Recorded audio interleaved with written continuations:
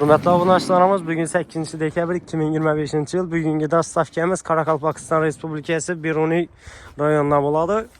Biruni'den Bahadur Usta 4 tane kömürlü katyol zakaz berib qo'yibdi. Shularni dastavka etib beramiz.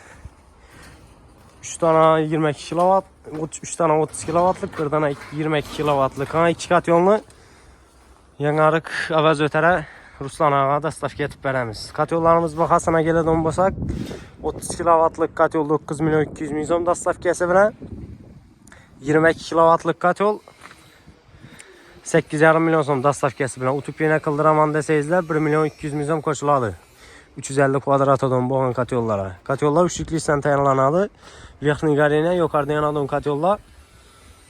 Kimga shunday katyollar kerak bo'lsa, pastda nomerlar qo'yamiz. Отопление xizmatimiz ham bor.